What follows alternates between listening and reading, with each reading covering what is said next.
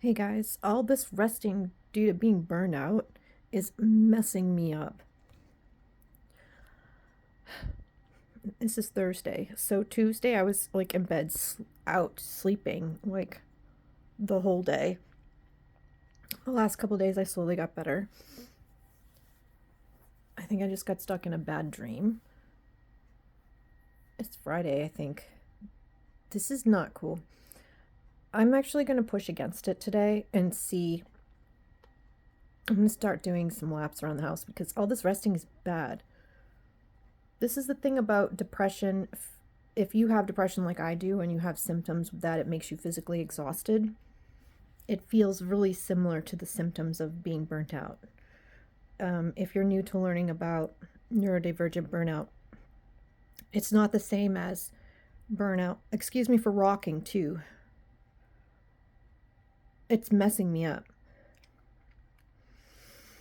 It's kind of the feeling is a little similar to being burned out from working too much and the stress, but it's a different cause. It's because your nervous system is all jacked up from you being neurodivergent and your high levels of anxiety, especially if you're high masking and you don't even realize you've been conforming to trying to fit yourself into a world that won't is designed for regular neurotypical people. It sounds like a bunch of bullshit if you're not used to hearing about it, and I look just like everyone else. I sound just like everyone else. I had to. I'm a Gen Xer. Anybody who grew up Gen X generation, you didn't do what you were supposed to do. If you didn't get hit, in my house, I mean, there wasn't abuse or anything, but if you didn't get spankings or get told if you know, stop crying, I'll give you a reason to cry. I'm like lucky my parents didn't do that. But if I didn't do what I was told, all they had to say was the number one. And if you didn't stop immediately, if they got to three, you got to spank it. And I don't know how normal that is, but that continued into high school. So anyway, I'm oversharing. Sorry. Yeah, you learn it's not safe from since you're a toddler. So you hide everything that is considered inconsiderate to the outside world. So you don't even know you're doing it. And because you have to behave in a way that's not your natural self, like you would be fidgeting, you would be like talking all the time, you would be like doing things that are driving people nuts, you would be sensitive and emotional. You're too sensitive. Stop it. So you're holding all of that in, and you get very good at it, and you do it your whole freaking life. You do it so much that you convince yourself you're normal. God forbid you believe there's something wrong with you. Nope, you're F that. Nope, I am doing it. This is unacceptable for me. So, yeah, by the time you hit adulthood, there's no chance in hell that that stuff is surfacing. And you're tired of thinking about it and thinking there's something wrong with you. So you close that door and you start living your life like you're everyone else. So you don't even know that you're still like white knuckling it through every day just to get to work on time, smile, to hide all of those qualities that drive people nuts. Still trying to focus on everything at work and not let anyone see anything different about you. You don't want any special attention. You don't want anyone to think any differently of you. All of those things take a tremendous amount of energy on your nervous system. And apparently, I mean, it may be stressful from day to day. Don't get me wrong, work and life is stressful for everybody, especially the last few years. It's like, it seems like a lot of businesses are adding more and more things for each employee to do than they can. And nobody can do it, so you just do the best you can. And especially if you are a very literal person, the way you think, if a manager or work tells you you have to give 100%, the average person knows they might start doing silent quitting where they'll give just enough and they'll pretend. We don't even think like that. So we give more. We're already working harder than other people and don't even realize it. Next thing you know, the years start to go by, and you might have a couple of times where you just can't take anymore and you crumble and you quit a job or you get fired and you just think you're being oversensitive and you have no idea that those are cracks, that there's something going on. You don't even know if you're high masking like me until like later in life that there was something actually going on because you look normal.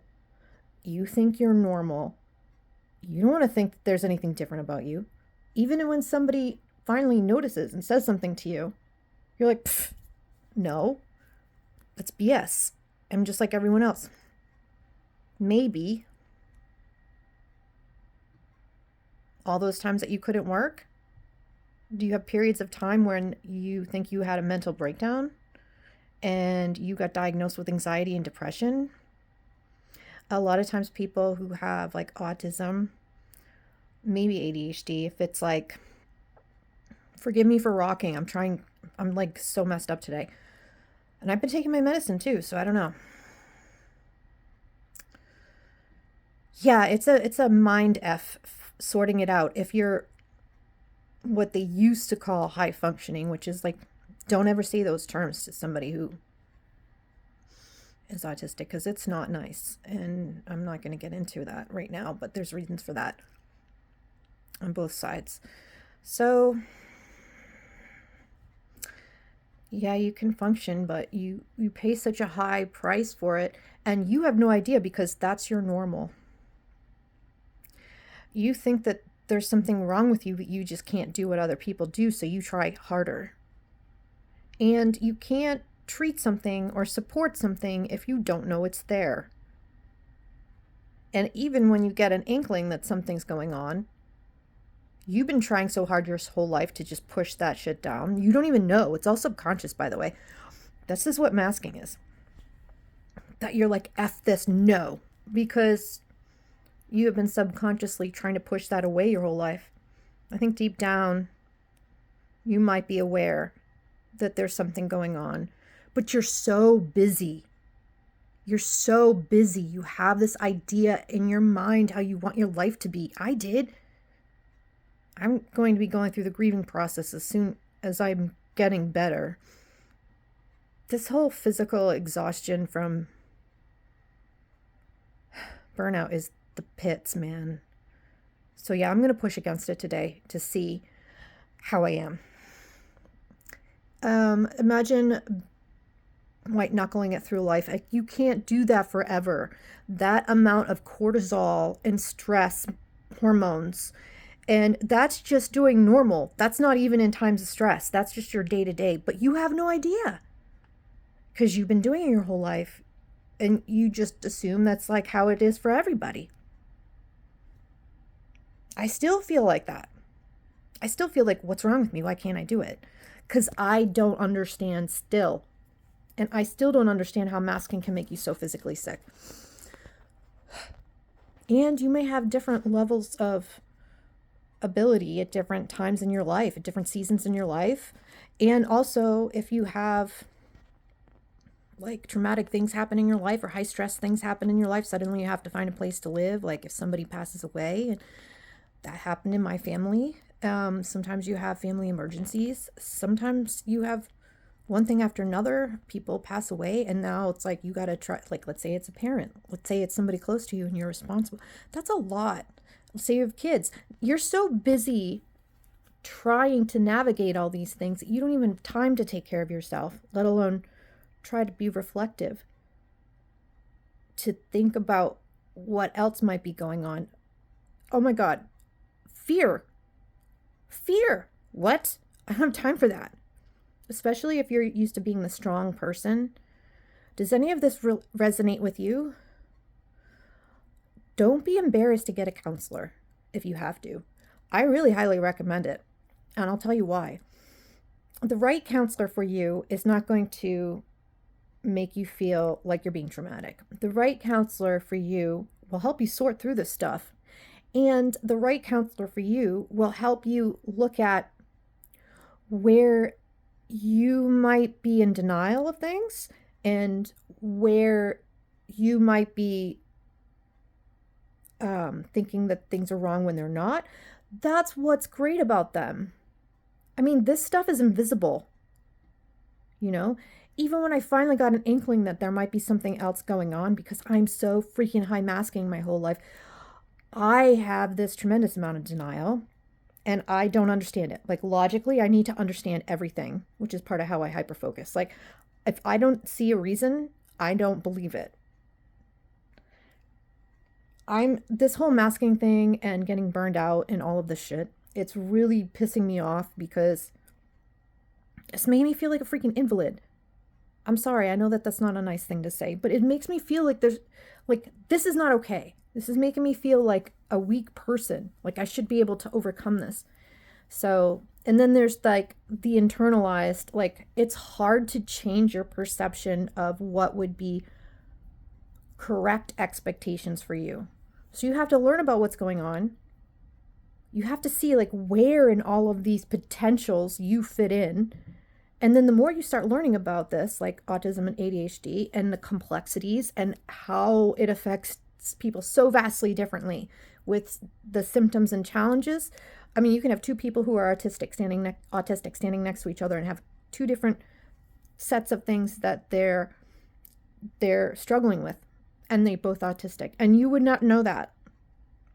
Some people it might be, something that you can tell on the outside, and some people you will, especially with women, older women who late diagnosed, and especially if you have both ADHD and autism, because on the outside, because they're different from each other and they have opposite needs, they kind of on the outside make it chameleon effect. They cancel each other out. So the ADHD version of me wants to like go do shit or daydream, and the other part of me, if it is true, and I'm sorting through that with a professional, with a couple of professionals now, it will be, wants order and wants to like slap the other part of me, like stop it. And so on the outside, they cancel each other out. And because I am the type of, let me check my battery. Because I'm the type of ADHD, and a lot of women have this, women, when they're girls, tend to be more, I mean, you can be a boy or a girl, a man or a woman, and have either ADHD primarily hyperactive, ADHD combined, or ADHD primarily inattentive, which I am. So I might not be bouncing off the walls. I might look like everyone else. In school, as a child, I was probably the kid daydreaming. I didn't draw attention to myself. Like the boys, they're easy to diagnose because a lot of them, not all of them, but they tend to be more hyperactive. So that's an outward facing symptom. It's an outward facing behavior. The teachers get distracted by them. They're an inconvenience. They're like, oh, something going on with this kid. Somebody like me would be behaved, but maybe like elsewhere. So people like me don't stand out, So it's freaking complicated, man. I'm sick of it. I'm tired. So I have a new prescriber who started talking to me about possibly having neuropsychological testing, which I actually don't know a whole lot about. But I think it screens for some of this stuff, and I think it screens for learning disabilities. And so autism, I found out in the last year that I have at least 1, 2, 3, 2 or 3 on one side of my family who are autistic. Probably 1 on my dad, maybe, and he's passed. So definitely ADHD heavily in my mom's. So we have several people in my mom's side of the family who have ADHD or ADHD and dyslexia. Another person who has ADHD and autism combined, and another person who has autism. So it runs very heavily in my family. So it turns out that it's very plausible. The cousin that I know that's combined, I'm not going to give any identifiable information. They're my loved ones. I'm protecting them if you're here. Hello. This person is kind of like me. They're really smart. Really crazy smart. They graduated early. Crazy smart. Yeah. And this person struggles. And recently, it's like an adult now. It gets missed with women. It gets missed with girls. Girls who have autism, they don't present like boys do. It's completely different. And a lot of places still have a bias. They think if you made it past childhood, it must not be that bad. I still think of it that way too. I mean, it's a completely different animal. Don't get me wrong. There are people who struggle with autism severely, and that is a different thing. We're not comparing here. This is different. But I'm talking about this category because, and I'm not saying it's terrible in all of this, but it's important to notice that there is struggles that are going on that are not seen. And the sooner we can get it recognized earlier, the better. If I had support as a kid and a young adult, I might not have had the episodes of depression that were like freaking nervous breakdowns, where there were a period of months or years where I couldn't leave my house. I wouldn't want people to know about this, even though like I'm sharing this with you, but this is going to help somebody else out there. Somebody else is hiding this inside them from everyone else, and they're like, what the heck? And won't even want to consider this. But I'm just putting that possibility out there. Don't assume that you're going through this and this is what you have. Because when you talk to a professional, unlike what people think that you can just go and get easily diagnosed, no, you can't. It's not like that. It used to be with ADHD, there's a criteria. There was like a list of 10 questions. And if you met so many of the questions, then yeah. And that's how it was with me. But it very, very much is true. It's very obvious. And the times that I have doubted myself because I'm high masking and I'm very smart and articulate and all that, and I'm like, this is bullshit. I'm just being lazy. I could do it if I want to, because that's all you hear your whole life. So that's all you're willing to believe. But operating from that point of view, has that ever made it easier? Has that ever worked even once? Maybe once if you're lucky. But that's the question. What is the price that you are paying? Is it making you physically sick?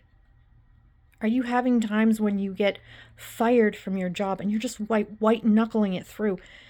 I mean, are you going to alcohol out of desperation? You know, like, what is going on with you?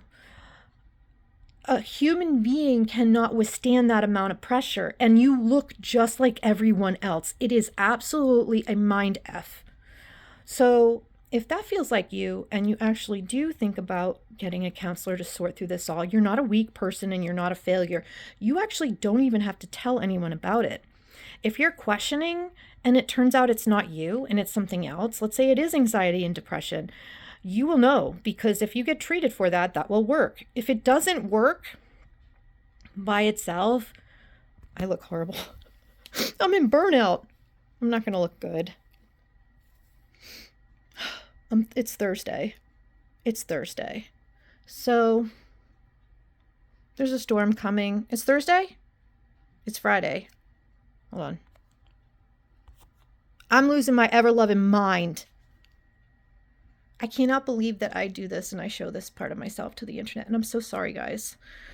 But there are other people. There has to be, because up to 70%, and they've been saying this for 25 freaking years, up to 75% of people who are women who have ADHD do not get diagnosed. We fly under the radar. And I think that's the same for autism as well. And I'm finding out more and more lately that I know they're two separate things, but they run in the same families.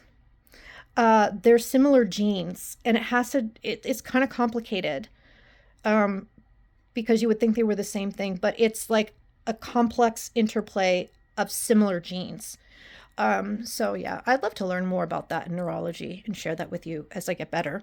But for now, we're at 15 past 12. It's been 20 minutes. I got up late. I got stuck in some bad dreams. I'm losing my mind. And this is not a way to live. And so I am going to go eat some more of this bird food of that I'm trying to do. I'm going to go double check to make sure everything I'm doing is safe, because I'm not trying to cut my carbs this low. And now when I try to eat something sweet, because I've been eating healthy for a while, my body's become so sensitive. I had a sticky bun the other day. I'll tell you later. And I had such a bad reaction to it. I was like, what the heck is going on? And I'm like talking with Gemini about it. And he's like, oh yeah, that's normal. You got your blood sugar has got stabilized. So now when you have something sweet, because your body's not used to all that junk all the time, now I'm like, great. I'm trying to do like a middle of the road thing where I can enjoy some of the things that I want to and not be too strict, because I want to figure out a way to live and eat healthily for the rest of my life, something that's sustainable and balanced, so I can have the bad thing once in a while and not kill myself over it. Anyway, I love you guys. I hope this helps somebody else out there, and I'm really sorry about this. I'm going to go eat. I'm going to eat. So this is how you do if you don't want your blood sugar to spike. I'm learning. You have your protein and your fat, your healthy fat first. I'll get into it more because I'm going to teach you guys about this if you have to worry about blood sugar spikes at all. If you don't, then don't worry about it. If you get a headache or start to feel like you're falling asleep within half an hour to an hour of eating, that's something to look into. Maybe talk to your doctor. You can get tested for this if you have diabetes or any blood sugar issues running in your family. For some reason, when you get into menopause, you get more sensitive to insulin spikes and stuff like that. So I'm all messed up. We're going to figure it out, because that's it. I can't be in bed all the time. It's BS.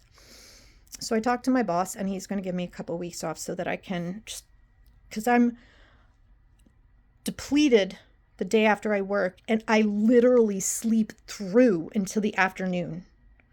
I might be awake enough to go get something to eat and lay back down and then sleep some more. And then I'm up at night before going to bed, and then it might mess me up. It's a nightmare. And then Tuesday and Wednesday, I kind of get up to like here where I feel like 30 to 50%. I know I'm talking like normal, but I don't feel good, So I got the other side of me going, come on, you're just resting too much. If it's depression that's making me physically exhausted, because my particular major depression comes with that symptom, maybe it's different for other people, but I get physically exhausted. So if it's depression, I have to push against it and using my happy light and start doing laps around my house, start walking a little bit, and then gradually work up to actually maybe doing some exercise. You have to do baby steps. You don't want to push it too fast. And then if it's burnout and I do that, then I make myself sick again, because what burnout is your nervous system has been in fight or flight for so long, and this is your normal. You just think it's normal. You don't even realize the level of anxiety and stress that you've been operating under, because you just suppress it, because you're like, why can't I just do this thing? So you suppress it, you deny it. You have no idea. You get so good at that, because you're stressed out as it is. You don't want to have to worry about all that stuff. You got kids to take care of. You got a job that you're barely hanging on by, and you don't understand why you keep getting in trouble. You don't want to think about something being wrong. What? I can't, because you're like the duck or the swan that's like gracefully on the lake, and everyone's like, oh, you look fine. Underneath, your little paws are going, you're like dying. And you're in denial. Heaven forbid that you might have a problem. You are responsible for everyone else. How long have you been people pleasing? How long have you been in fear that, oh, God dang it, this is not okay. Why can't I just get the fuck to work on time? Why do I keep getting what? No, this is not okay. I'm not one of those people. F that. You might find out about it, and maybe it's not so bad for you. Don't be afraid. And that's what the professionals are for. They'll help you sort through that. So for today, I've been trying a new diet the last week or so. I'm trying to cut refined carbs. I'm a former nursing student, and I don't believe in cutting out carbs. That's just my personal feeling. Do what your doctor says is right for you. I don't think that this is just my opinion. I'm not a nutritionist. Don't go with what I say. I'm sorry this is so raw and just unwatchable today, but it's still important information. Oh God. I'm sorry, guys. This is why I haven't been here. This is no way to live. And I'm not somebody who wants to give up. So by Friday, I'm starting to feel a little bit better, and I start to get to that fed up point. And then it kind of like stays about this level. And I so want to just sleep. And so I'm like, oh, I'm just resting too much. If it's depression and you start walking and doing these things, yeah, if you're out of shape, it feels like that no matter what. But gradually you start to get your energy back and you feel better. And then if it's burnout and you do that, you don't realize that your body and your cells are actually depleted. You're physically burned out. So if your nervous system has been so jacked up and you've been living on a certain moderate level of anxiety just to white knuckling it through life, and it's been your normal for like your whole life, and so you think that that's how it is for everyone and you should just suck it up, and you have no clue that's what's going on, eventually you're writing checks that your body can't cash. Straight up. Eventually you will crash. I can't promise you anything. Like, you know, sometimes relationships fall apart from things like this, and it's not, don't deny it anymore though. You know what I'm saying? If you have people safe to talk to around you, like responsible family members, somebody you trust that might be able to understand, that can help you when you need support. Like, let's say 1 week you're falling apart, and if you don't take an extra day off of work, it's going to be bad, and you need somebody to watch the kids like one day. See what you can do. You might not be ready to disclose to people, especially if you're just kind of starting to sort it out. And don't be afraid. It's scary. It's like the last thing you ever want to think about. You're probably like, F that, no way. Give yourself as much time as you need to kind of sort it all out, to even allow yourself to think that that might be a possibility. But there might be a middle road that you can do. It doesn't have to be all or nothing. You can start seeing a counselor, even if you want to do it like confidentially, in a way that family and friends or people around you don't know. You can figure out a time of day, or try to figure out a way that you can go. I mean, because this is really private. It's not like you have anything to hide, but you should have control over how you figure this stuff out, so that you have space to sort it out without your thoughts being influenced by a lot of bias that most people have. And it's not their fault. You know, a lot of people will think it's overdiagnosed, it's not real. You'll hear a lot of shit like, oh, everybody's got it. Like, thinking it's just distraction. And it's not. You have a different brain if you have ADHD. And your nervous system is different. It's just the way it is. It's just genetics. It's okay. But when you go through this process of sorting through what's actually going on the other side of it, you'll be like, oh, okay. It's really depressing and distressing at first, because that's what you've been pushing away. You know what I'm talking about. If you have an inkling, you've been pushing it away, don't be afraid. Take whatever time you need. You know, if it's months, to kind of just even allow the possibility in. Because chances are, if you actually have it, that's the last thing you want to think. It's not something that people just watch a TikTok and go, oh, I have that. It's probably not you. If you're anything like me, I don't know. I can only speak for myself. I hope this is helpful to somebody out there. Why should you be walking a tightrope your entire life, people pleasing, because you've been trained to do that since you were a kid, and now you find yourself in relationships, jobs, and other things, because that's what you're used to, of people having a low tolerance for any kind of missteps, not being perfect, because that's what you have subconsciously expected of yourself. That's what society has expected of you since you were young, especially if you're a woman. I hope this helps somebody out there. I'm going to go eat. So if you have issues with blood sugar spikes, If you get a headache after you have something sweet, and yes, as much as I want to think Raisin Bran is healthy, it is so high full of sugar. And it's not that sugar's evil. You have something like chicken salad. You can make tuna fish salad. I know it's gross to have first thing in the morning.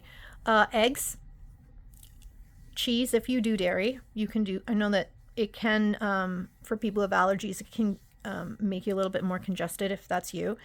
But if you can do dairy and it doesn't bother you, have some cheese. Something with fat, not like too processed, not like the hard cheese, but like cottage cheese.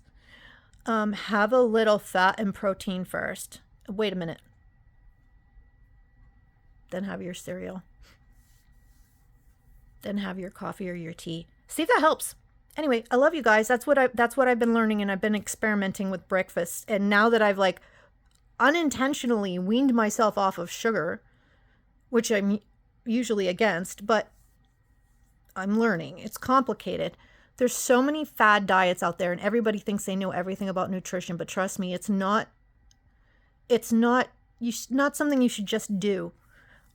As far as like, we want it to be simple. Don't just cut all carbs. You can cut them, but don't just cut them out. I'm just saying, I'm not a nutritionist, but I wouldn't go pure keto. I know that people are for that, but I would not do that.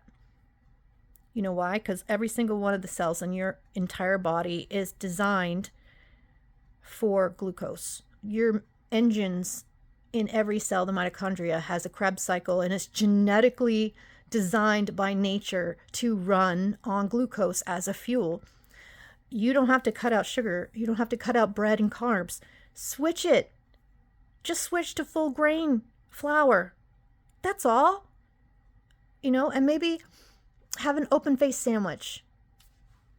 Just have one piece of bread, but don't cut it out. I don't know. I just think like if you cut out, just like in the 80s, we cut out all the fat and then they add sugar to everything. Cutting out an entire fuel source for your body is bad. It's not wholesome. It's not balanced. You want to be safe. Some people have to go keto.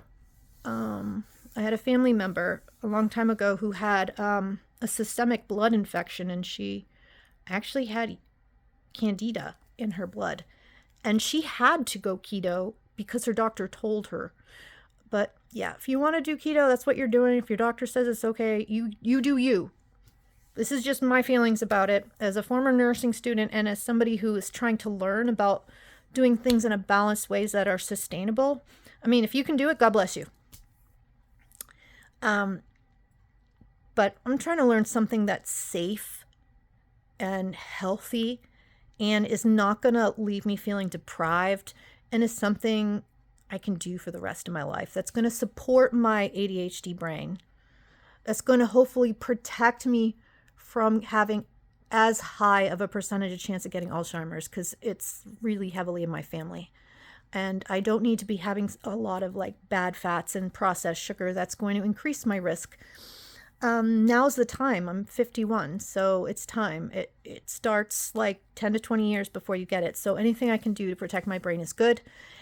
And I'm in menopause. There's a diet for that. So I've been doing research the last couple of weeks, and it's like complicated. And as soon as I'm able to distill all of these things down into simple concepts for myself, because I'm looking at a couple of different boxes I need to check off for my own health situations and my own safety long term. Ultimately, if I even think of cutting my sugar, what do? Oh my God, I can't even think of that because I like it too much and I am addicted. If I think that I'm doing a sugar restrictive diet, I will go to the store and buy an apple